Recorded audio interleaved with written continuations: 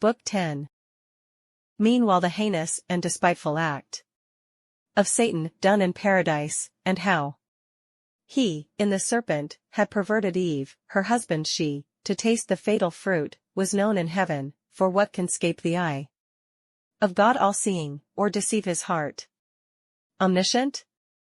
Who, in all things wise and just, hindered not Satan to attempt the mind of man, with strength entire and free will armed, complete to have discovered and repulsed whatever wiles of foe or seeming friend. For still they knew, and ought to have still remembered, the high injunction, not to taste that fruit, whoever tempted, which they not obeying, incurred what could they less, the penalty, and, manifold in sin, deserved to fall up into heaven from paradise in haste. The angelic guards ascended, mute, and sad, for man, for of his state by this they knew, much wondering how the subtle fiend had stolen entrance unseen. Soon as the unwelcome news from earth arrived at heaven gate, displeased all were who heard, dim sadness did not spare. That time celestial visages, yet, mixed with pity, violated not their bliss. About the new arrived, in multitudes, the ethereal people ran, to hear and know how all befell. They towards the throne supreme, accountable, made haste, to make appear, with righteous plea, their utmost vigilance. And easily approved, when the Most High, Eternal Father, from his secret cloud, amidst in thunder, uttered thus his voice.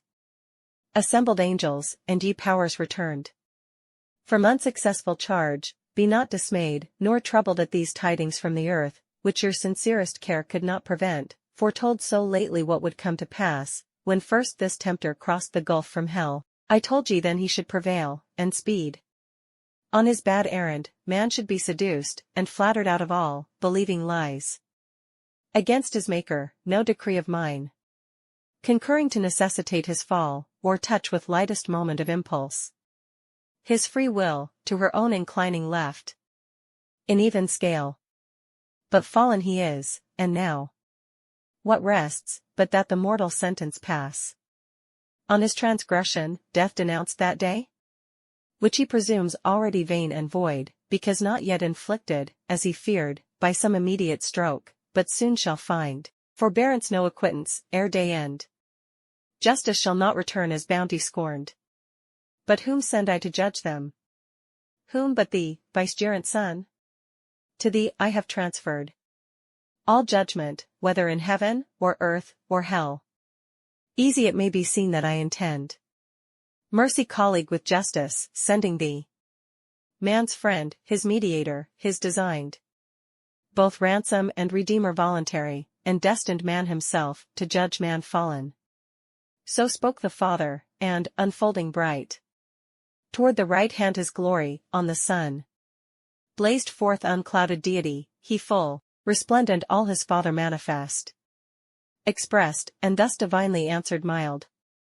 Father eternal, thine is to decree, mine, both in heaven and earth, to do thy will supreme, that thou and me, thy Son beloved, mayest ever rest well pleased.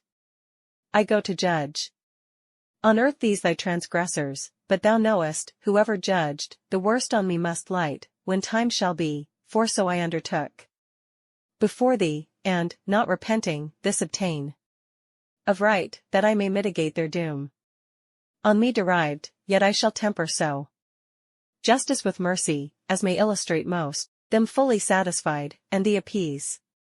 Attendants none shall need, nor train, where none are to behold the judgment, but the judged, those two, the third best absent is condemned, convict by flight, and rebel to all law. Conviction to the serpent none belongs. Thus saying, from his radiant seat he rose. Of high collateral glory, him thrones, and powers, princedoms, and dominations ministrant, accompanied to heaven gate, from whence Eden, and all the coast, in prospect lay. Down he descended straight, the speed of gods time counts not, though with swiftest minutes winged. Now was the sun in western cadence low. From noon, and gentle airs, due at their hour, to fan the earth now waked, and usher in the evening cool, when he, from wrath more cool, came the mild judge, and intercessor both, to sentence man, the voice of God they heard. Now walking in the garden, by soft winds brought to their ears, while day declined, they heard, and from his presence hid themselves among the thickest trees, both man and wife, till God, approaching, thus to Adam called aloud. Where art thou, Adam, wont with joy to meet my coming seen far off? I miss thee here, not pleased, thus entertained with solitude, where obvious duty ere while appeared unsought. Or come I less conspicuous, or what change absents thee, or what chance detains, come forth. He came, and with him Eve, more loath, though first to offend, discountenanced both, and discomposed. Love was not in their looks, either to God, or to each other, but apparent guilt, and shame, and perturbation, and despair, anger, and obstinacy, and hate, and guile. Whence Adam, faltering long, thus answered brief, I heard thee in the garden, and of thy voice afraid, being naked, hid myself. To whom the gracious judge without revile replied, my voice thou oft hast heard, and hast not feared, but still rejoiced. How is it now become so dreadful to thee? That thou art naked, who hath told thee? Hast thou eaten of the tree, whereof I gave thee charge thou shouldst not eat? To whom thus Adam sore beset replied, O heaven!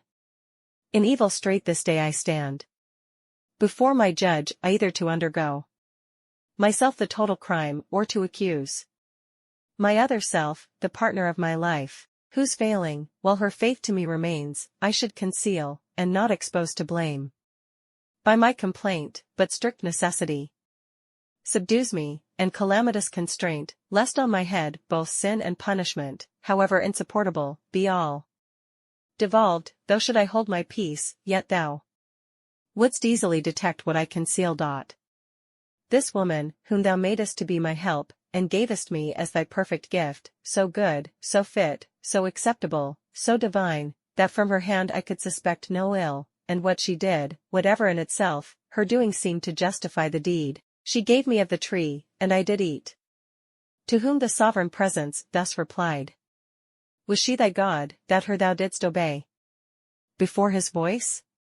Or was she made thy guide, superior, or but equal, that to her thou didst resign thy manhood, and the place wherein God set thee above her made of thee, and for thee, whose perfection far excelled hers in all real dignity? Adorned she was indeed, and lovely, to attract thy love, not thy subjection, and her gifts were such, as under government well seemed, unseemly to bear rule, which was thy part and person, hadst thou known thyself aright. So having said, he thus to even few say, Woman, what is this which thou hast done? To whom said Eve, with shame nigh overwhelmed, confessing soon, yet not before her judge, bold or loquacious, thus abashed replied, the serpent me beguiled, and I did eat.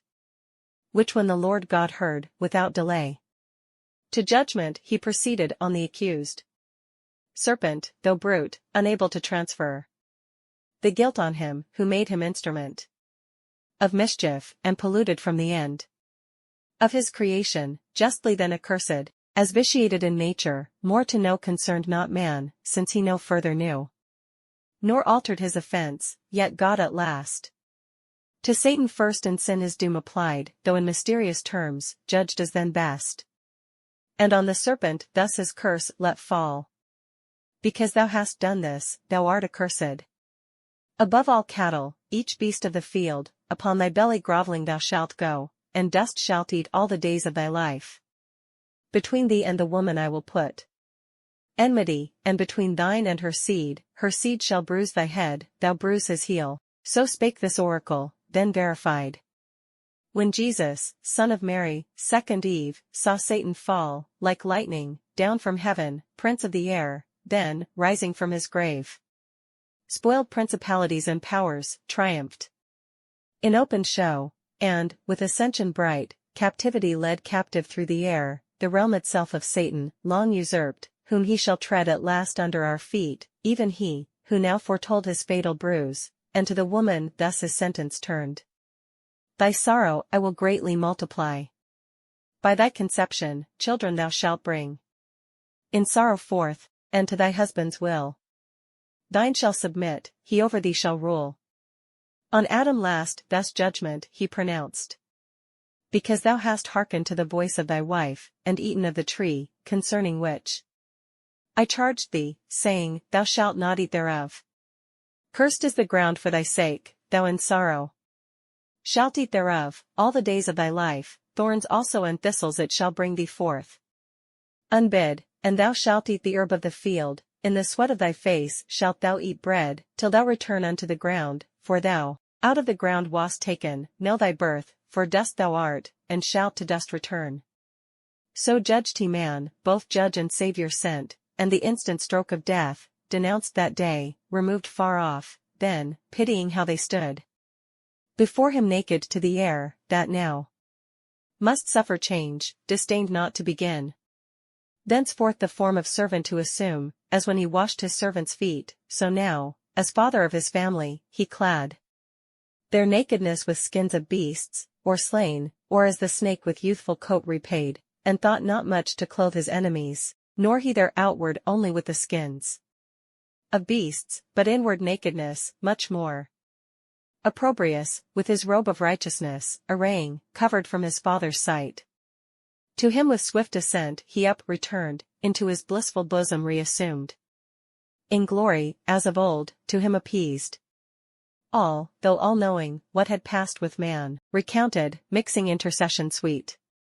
Meanwhile, ere thus was sinned and judged on earth, within the gates of hell sat sin and death, in counterview within the gates, that now stood open wide, belching outrageous flame. Far into chaos, since the fiend passed through, sin opening, who thus now to death began. O son, why sit we here each other viewing idly, while Satan, our great author, thrives in other worlds, and happier seat provides for us, his offspring dear? It cannot be. But that success attends him, if mishap, ere this he had returned, with fury driven by his avengers, since no place like this can fit his punishment, or their revenge. Methinks I feel new strength within me rise, wings growing, and dominion given me large. Beyond this deep, whatever draws me on, or sympathy, or some connatural force, powerful at greatest distance to unite, with secret amity, things of like kind, by secretest conveyance. Thou, my shade, inseparable, must with me along, for death from sin no power can separate.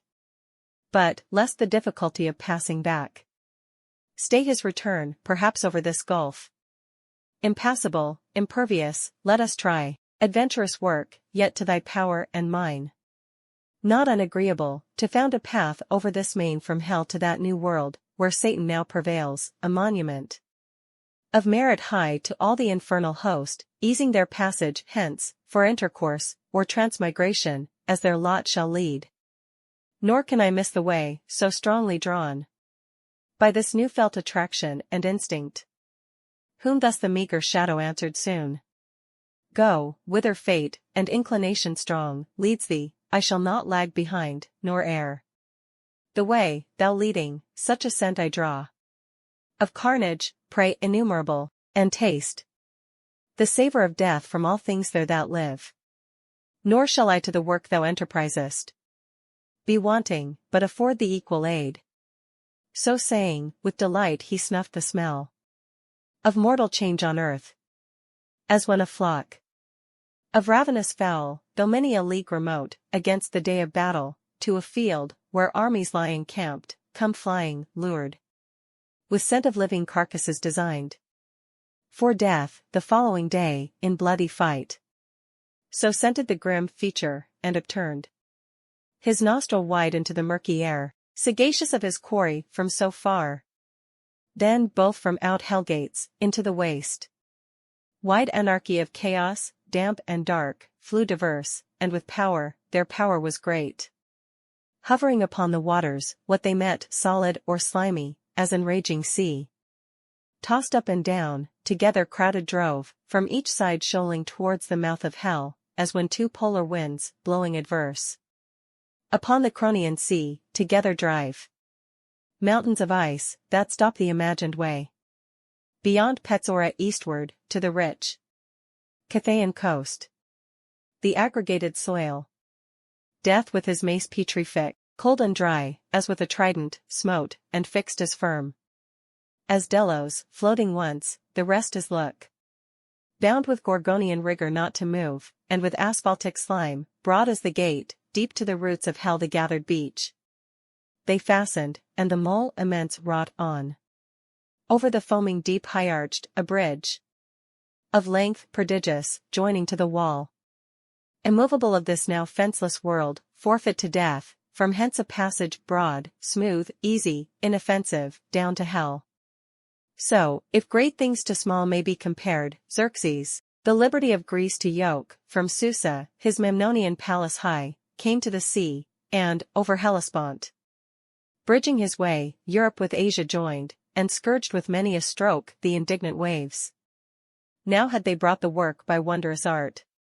Pontifical, a ridge of pendant rock, over the vexed abyss, following the track of Satan to the self-same place, where he first lighted from his wing, and landed safe.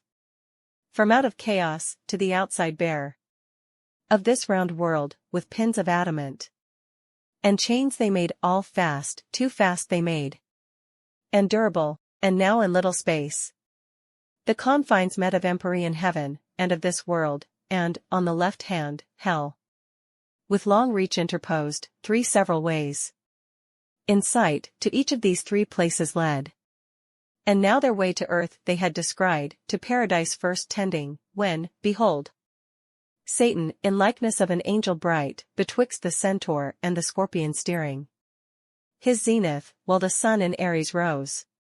Disguised he came, but those his children dear their parents soon discerned, though in disguise. He, after Eve seduced, unminded slunk into the wood fast by, and, changing shape, to observe the sequel, saw his guileful act. By Eve, though all unweeting, seconded upon her husband, saw their shame that sought vain covertures, but when he saw descend the Son of God to judge them, terrified, he fled, not hoping to escape, but shun the present, fearing, guilty, what his wrath might suddenly inflict, that past, returned by night, and listening where the hapless pair sat in their sad discourse, and various plaint, thence gathered his own doom, which understood not instant, but of future time, with joy and tidings fraught, to hell he now returned, and at the brink of chaos, near the foot of this new wondrous pontifice, unhoped met, who to meet him came, his offspring dear. Great joy was at their meeting, and at sight of that stupendous bridge his joy increased.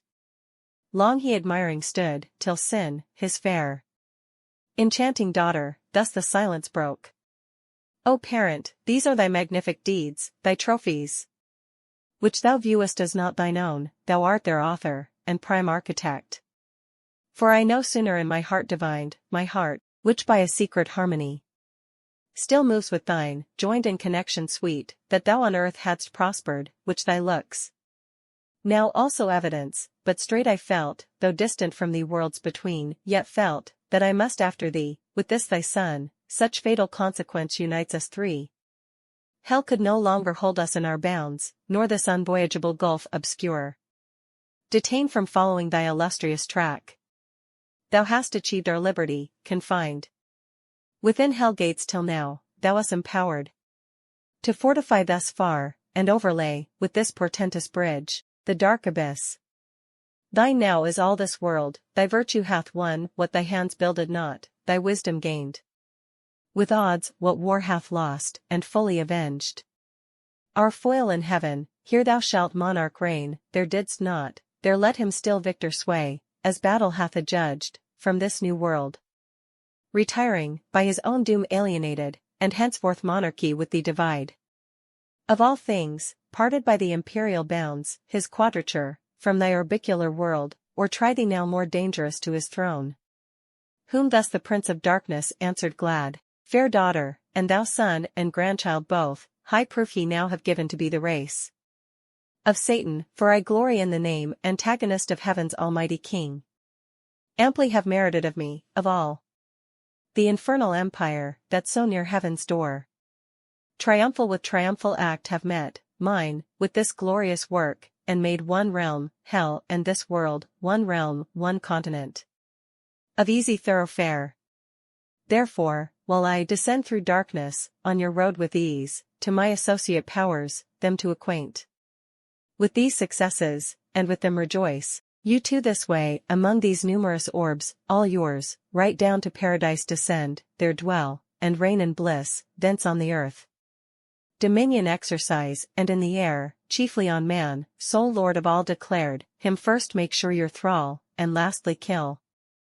My substitutes I send ye, and create plenipotent on earth, of matchless might, issuing from me, on your joint vigor now. My hold of this new kingdom all depends, through sin to death exposed by my exploit. If your joint power prevail, the affairs of hell no detriment need fear, go, and be strong. So saying he dismissed them, they with speed their course through thickest constellations held, spreading their bane, the blasted stars looked wan, and planet struck, real eclipse. Then suffered. The other way Satan went down the causey to hell gate, on either side. Disparate chaos overbuilt exclaimed, and with rebounding surge the bars assailed, that scorned his indignation, through the gate, wide open and unguarded, Satan passed, and all about found desolate, for those, appointed to sit there, had left their charge, flown to the upper world, the rest were all far to the inland retired, about the walls of Pandemonium, city and proud seat of Lucifer, so by illusion called. Of that bright star to Satan paragoned, there kept their watch the legions, while the grand in council sat, solicitous what chance might intercept their emperor sent, so he departing gave command, and they observed. As when the Tartar from his Russian foe, by Astrakhan over the snowy plains, retires, or Bactrian Safi, from the horns of Turkish crescent, leaves all waste beyond the realm of Alagil, in his retreat to Taurus or Caspian, so these, the late heaven-banished host, left Desart utmost hell. Many a dark league, reduced in careful watch round their metropolis, and now expecting each hour their great adventurer, from the search of foreign worlds, he through the midst unmarked, in show plebeian angel militant of lowest order, passed, and from the door of that Plutonian hall, invisible, ascended his high throne, which, under state of richest texture spread, at the upper end, was placed in regal luster. Down a while he sat, and round about him saw unseen. At last, as from a cloud, his fulgent head and shape star bright appeared, or brighter, clad with what permissive glory since his fall was left him, or false glitter, all amazed at that so sudden blaze. The Stygian throng bent their aspect, and whom they wished beheld, their mighty chief returned, loud was the acclaim.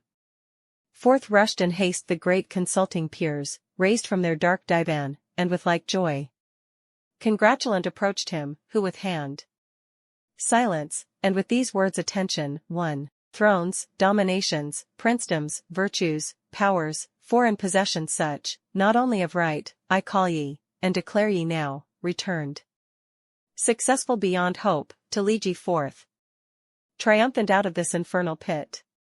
Abominable, accursed, the house of woe, and dungeon of our tyrant, now possess, as lords, a spacious world, to our native heaven.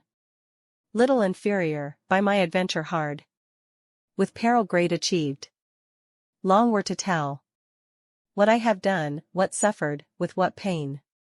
Voyage unreal, vast, unbounded deep of horrible confusion, over which, by sin and death a broad way now is paved, to expedite your glorious march, but I toiled out my uncouth passage, forced to ride the untractable abyss, plunged in the womb of unoriginal night and chaos wild, that, jealous of their secrets, fiercely opposed my journey strange, with clamorous uproar, protesting fate supreme. Thence how I found The new created world, which fame in heaven long had foretold, a fabric wonderful, of absolute perfection. Therein man, placed in a paradise, by our exile, made happy, him by fraud I have seduced from his creator, and, the more to increase your wonder, with an apple, he, thereat offended, worth your laughter, hath given up both his beloved man, and all his world, to sin and death a prey, and so to us, without our hazard, labor, or alarm, to range in, and to dwell, and over man, to rule, as over all he should have ruled. True is, me also he hath judged, or rather, me not, but the brute serpent in whose shape man I deceived, that which to me belongs, is enmity which he will put between me and mankind. I am to bruise his heel, his seed, when is not set, shall bruise my head. A world who would not purchase with a bruise, or much more grievous pain, ye have the account of my performance. What remains, ye gods, but up, and enter now into full bliss?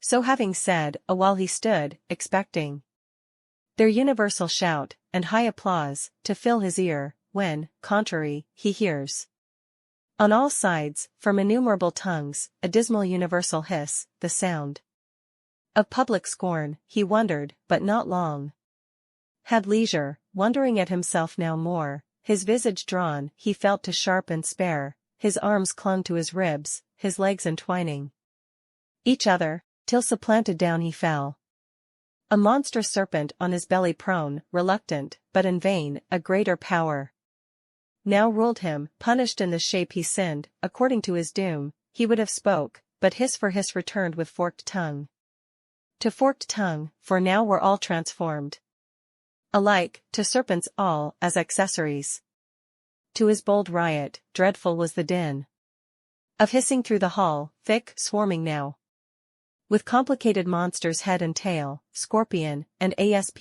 and amphisbaena dire, cerastes horned, hydrus, and elopstreer, and dipses. Not so thick swarmed once the soil bedropped, with blood of Gorgon, or the isle Ophiusa, but still greatest he the midst, now dragon grown, larger than whom the sun engendered in the Pythian vale or slime, huge Python, and his power no less he seemed above the rest still to retain. They all him followed, issuing forth to the open field, where all yet left of that revolted rout, heaven fallen, in station stood or just array, sublime with expectation when to see in triumph issuing forth their glorious chief. They saw, but other sight instead, a crowd of ugly serpents. Horror on them fell, and horrid sympathy, for, what they saw, they felt themselves, now changing, down their arms, down fell both spear and shield, down they as fast, and the dire hiss renewed, and the dire form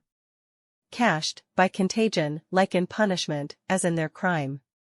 Thus was the applause they meant, turned to exploding hiss, triumph, to shame, cast on themselves from their own mouths. There stood a grove hard by, sprung up with this their change, his will who reigns above, to aggravate their penance, laden with fair fruit, like that which grew in paradise, the bait of Eve, used by the tempter, on that prospect strange. Their earnest eyes they fixed, imagining for one forbidden tree a multitude now risen, to work them further woe or shame, yet, parched with scalding thirst and hunger fierce, though to delude them sent, could not abstain, but on they rolled in heaps, and, up the trees climbing, sat thicker than the snaky locks that curled Magira. Greedily they plucked the fruitage fair to sight, like that which grew near that bituminous lake where Sodom flamed. This more delusive, not the touch, but taste. Deceived, they, fondly thinking to allay their appetite with gust, instead of fruit, chewed bitter ashes, which the offended taste with spattering noise rejected. Oft they essayed, hunger and thirst constraining, drugged as oft, with hatefullest disrelish writhed their jaws, with soot and cinders filled, so oft they fell into the same illusion, not as man whom they triumphed once lapsed. Thus were they plagued and worn with famine, long and ceaseless hiss, till their lost shape, permitted, they resumed, yearly enjoined, some say, to undergo, this annual humbling certain numbered days, to dash their pride, and joy, for man seduced. However, some tradition they dispersed among the heathen of their purchase got, and fabled how the serpent, whom they called Ophion, with Eurynomy, the wide encroaching Eve perhaps, had first the rule of high Olympus, thence, by Saturn, driven. And Ops, ere yet Dictaean Jove was born. Meanwhile in paradise, the hellish pair too soon arrived, sin, there in power before, once actual, now in body, and to dwell habitual habitant, behind her death, close following pace for pace, not mounted yet on his pale horse, to whom sin thus began. Second of Satan sprung, all-conquering death.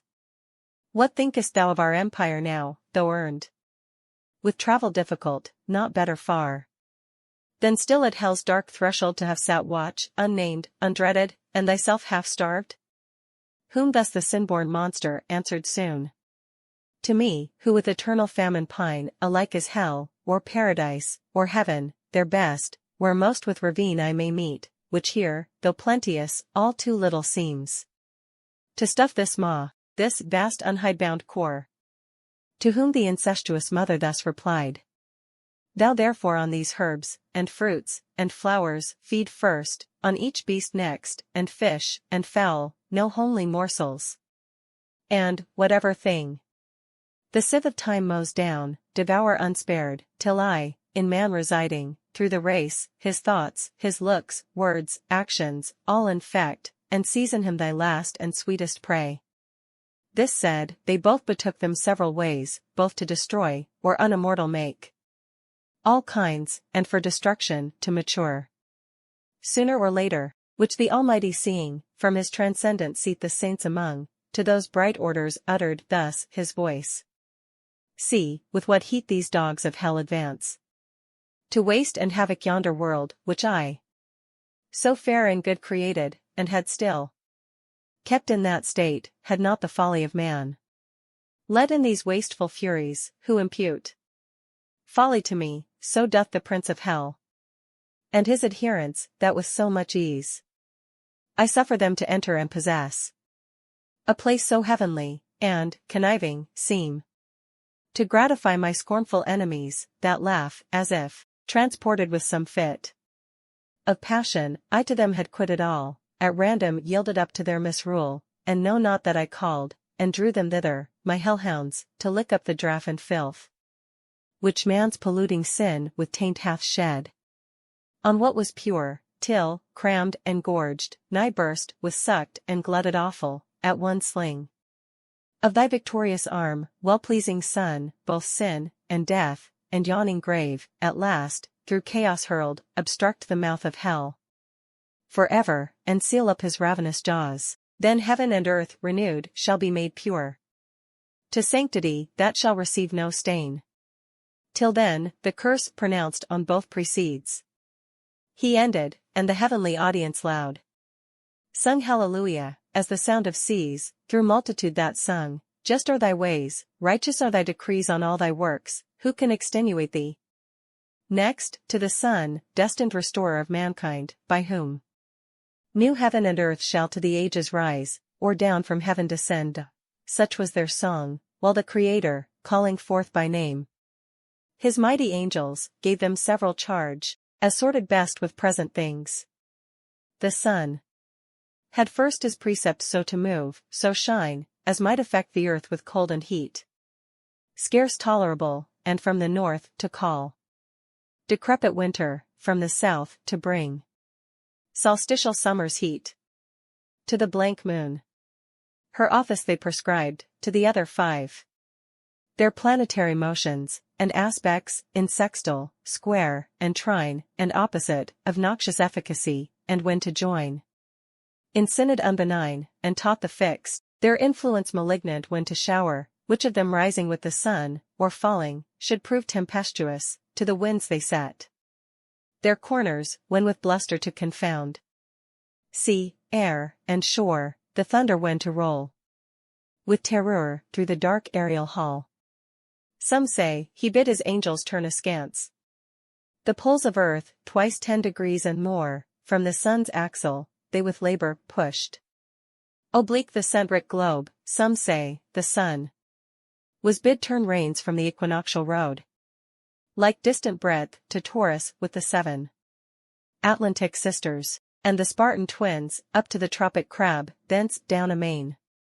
By Leo, and the Virgin, and the scales, as deep as Capricorn, to bring in change of seasons to each clime, else had the spring perpetual smiled on earth with verdant flowers equal in days and nights, except to those beyond the polar circles, to them day had unbenighted shone, while the low sun, to recompense his distance, in their sight, had rounded still the horizon, and not known, or east or west, which had forbid the snow, from cold Estotaland, and south as far beneath Magellan, at that tasted fruit. The sun, as from Thyestean banquet, turned his course intended, else, how had the world inhabited, though sinless, more than now, avoided pinching cold and scorching heat?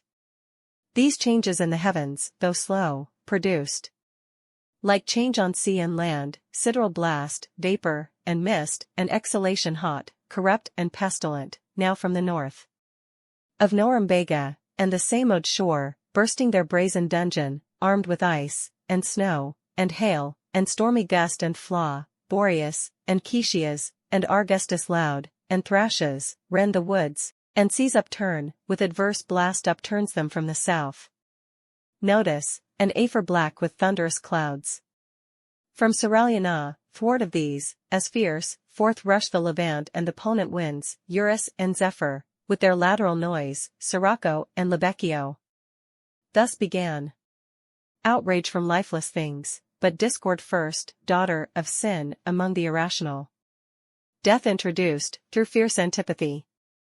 Beast now with beast gone war, and fowl with fowl, and fish with fish, to graze the herb all leaving, devoured each other, nor stood much in awe of man, but fled him, or, with countenance grim, glared on him passing.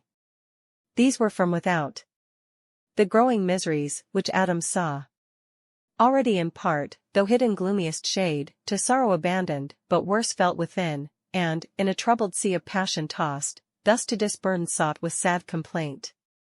O miserable of happy! Is this the end of this new glorious world, and me so late? The glory of that glory, who now become accursed, of blessed? Hide me from the face of God, whom to behold was then my height of happiness, yet well, if here would end the misery, I deserved it, and would bear my own deservings, but this will not serve. All that I eat or drink, or shall beget, is propagated curse. O voice, once heard delightfully, increase and multiply, now deaf to hear. For what can I increase, or multiply, but curses on my head? Who of all ages to succeed, but, feeling the evil on him brought by me, will curse my head? Ill fare our ancestor impure, for this, we may thank Adam.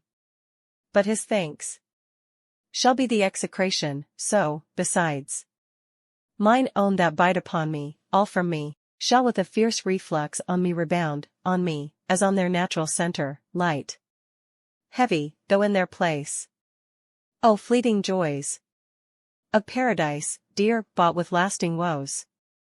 Did I request thee, Maker, from my clay, to mold me man? Did I solicit thee from darkness, to promote me, or here place in this delicious garden?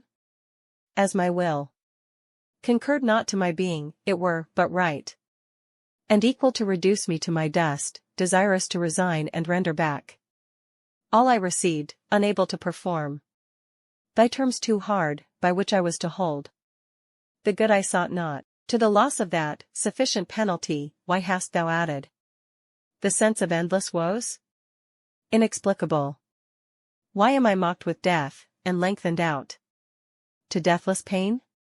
How gladly would I meet mortality my sentence, and be earth insensible? How glad would lay me down as in my mother's lap. There I should rest, and sleep secure, his dreadful voice no more Would thunder in my ears, no fear of worse. To me, and to my offspring, would torment me with cruel expectation. Yet one doubt pursues me still, lest all I cannot die, lest that pure breath of life, the spirit of man, which God inspired, cannot together perish with this corporeal clod, then, in the grave, or in some other dismal place, who knows? But I shall die a living death? O thought! Horrid, if true. Yet why?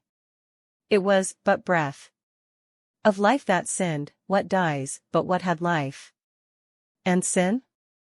The body properly had neither. All of me then shall die, let this appease the doubt, since human reach no further knows.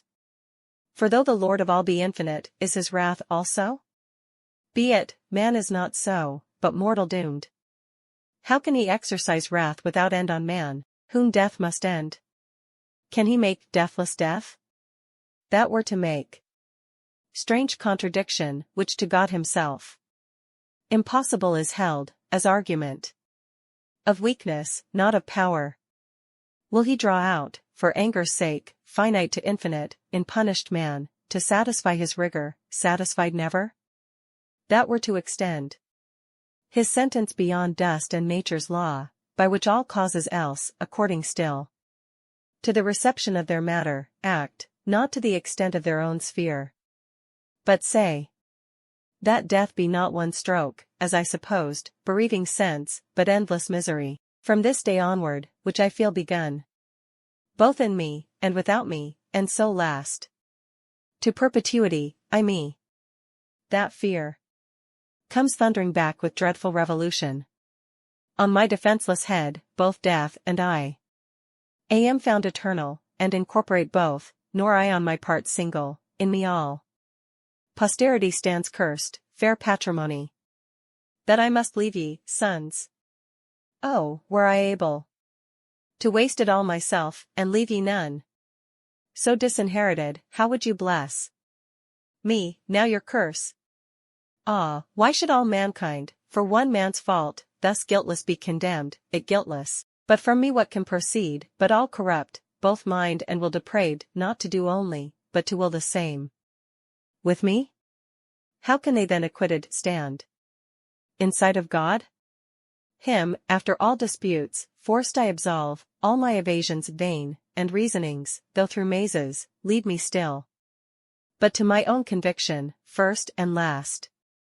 On me, me only, as the source and spring of all corruption, all the blame lights do, so might the wrath fond wish couldst thou support that burden, heavier than the earth to bear, than all the world much heavier, though divided, with that bad woman?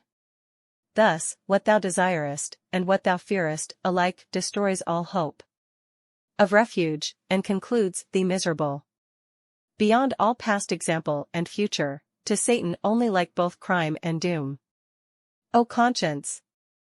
Into what abyss of fears and horrors hast thou driven me, out of which I find no way, from deep to deeper plunged.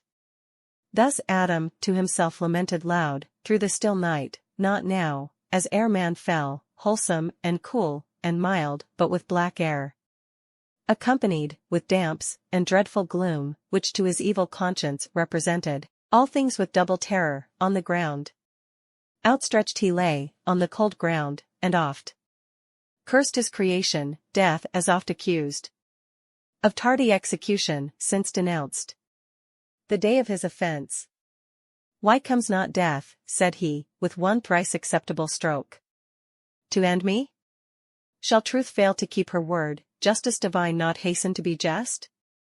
But death comes not at call, justice divine mends not her slowest pace for prayers or cries, O woods, O fountains, hillocks, dales, and bowers. With other echo late I taught your shades to answer, and resound far other song dot. Whom thus afflicted when sad Eve beheld, desolate where she sat, approaching nigh, soft words to his fierce passion she essayed. But her with stern regard he thus repelled. Out of my sight, thou serpent! That name best befits thee with him leagued, thyself as false and hateful, nothing wants, but that thy shape, like his, and colour serpentine, may show thy inward fraud, to warn all creatures from thee. Henceforth, lest that too heavenly form, pretended to hellish falsehood, snare them.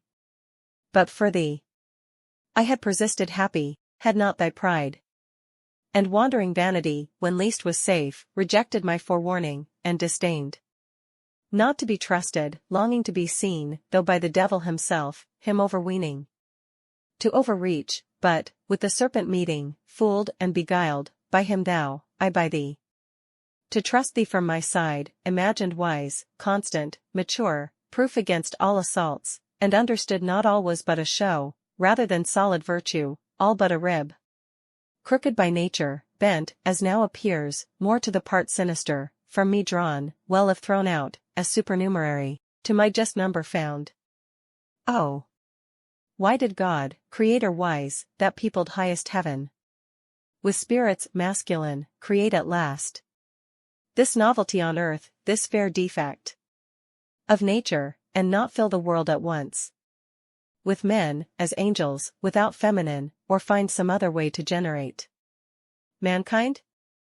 This mischief had not been befallen, and more that shall befall, innumerable disturbances on earth through female snares, and straight conjunction with this sex, for either he never shall find out fit mate, but such as some misfortune brings him, or mistake, or whom he wishes most shall seldom gain through her perverseness, but shall see her gained by a far worse, or, if she love, withheld by parents, or his happiest choice too late, shall meet, already linked and wedlock bound, to a fell adversary, his hate or shame, which infinite calamity shall cause to human life, and household peace confound. He added not, and from her turned, but Eve, not so repulsed, with tears that ceased not flowing, and tresses all disordered, at his feet fell humble, and, embracing them, besought his peace, and thus proceeded in her plaint. Forsake me not thus, Adam. Witness heaven what love sincere, and reverence in my heart I bear thee, and unweeting have offended, unhappily deceived thy suppliant. I beg, and clasp thy knees, bereave me not, whereon I live, thy gentle looks, thy aid, thy counsel, in this uttermost distress, my only strength and stay, forlorn of thee, whither shall I betake me, where subsist? While yet we live, scarce one short hour perhaps, between us two let there be peace, both joining, as joined in injuries, one enmity against a foe, by doom express assigned us, that cruel serpent, on me exercise not thy hatred for this misery befallen, on me already lost, me than thyself more miserable. Both have sinned, but thou against God only, I against God and thee, and to the place of judgment will return, there with my cries importune heaven, that all the sentence, from thy head removed, may light on me, sole cause to thee of all this woe, me only, just object of his ire. She ended weeping, and her lowly plight, immovable, till peace obtained from fault, acknowledged and deplored, in Adam wrought commiseration, soon his heart relented towards her, his life so late, and sole delight, now at his feet submissive in distress, creature so fair his reconcilement seeking, his counsel, whom she had displeased, his aid. As one disarmed, his anger all he lost, and thus with peaceful words upraised her soon. Unwary, and too desirous, as before, so now of what thou knowest not, who desirest the punishment all on thyself, alas! Bear thine own first, ill able to sustain his full wrath, whose thou feelest as yet least part, and my displeasure bearest so ill. If prayers could alter high decrees, I to that place would speed before thee, and be louder heard, that on my head all might be visited, thy frailty and infirmer sex forgiven, to me committed, and by me exposed. But rise, let us no more contend, nor blame each other, blamed enough elsewhere, but strive in offices of love, how we may lighten each other's burden, in our share of woe, since this day's death denounced, if aught I see, will prove no sudden, but a slow-paced evil, a long day's dying, to augment our pain, and to our seed, O hapless seed, derived To whom thus Eve, recovering heart, replied. Adam, by sad experiment I know how little weight my words with thee can find, found so erroneous, thence by just event. Found so unfortunate, nevertheless, restored by thee, vile as I am, to place of new acceptance, hopeful to regain thy love, the sole contentment of my heart. Living or dying, from thee I will not hide what thoughts in my unquiet breast are risen, tending to some relief of our extremes, or end, though sharp and sad, yet tolerable, as in our evils, and of easier choice. If care of our descent perplex us most, which must be borne to certain woe, devoured by death at last, and miserable it is to be to others cause of misery, our own begotten, and of our loins, to bring into this cursed world a woeful race, that after wretched life must be at last food for so foul a monster, in thy power it lies, yet ere conception to prevent the race unblessed, to being yet unbegot.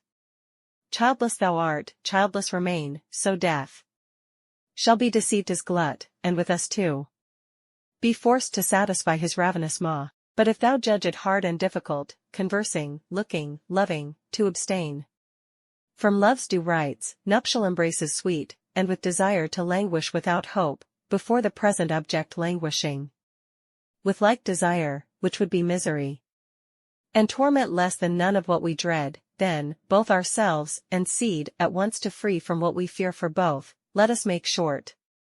Let us seek death, or, he not found, supply with our own hands his office on ourselves. Why stand we longer shivering under fears, that show no end but death, and have the power of many ways to die the shortest choosing, destruction with destruction to destroy? She ended here, or vehement despair broke off the rest, so much of death her thoughts had entertained, as dyed her cheeks with pale. But Adam, with such counsel nothing swayed, to better hopes his more attentive mind laboring had raised, and thus to Eve replied. Eve, thy contempt of life and pleasure seems to argue in thee something more sublime and excellent than what thy mind contemns, but self-destruction therefore sought, refutes that excellence thought in thee, and implies, not thy contempt, but anguish and regret for loss of life and pleasure overloved.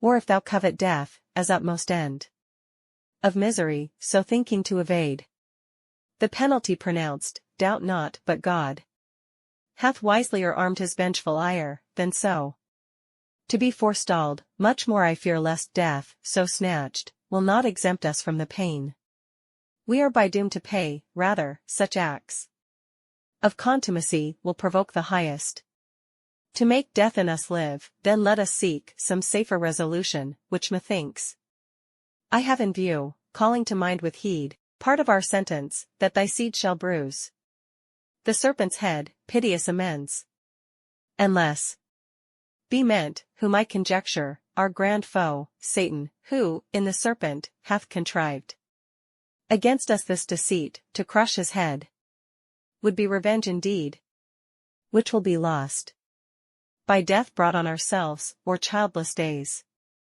Resolved, as thou proposest, so our foe shall scape his punishment ordained, and we instead shall double ours upon our heads.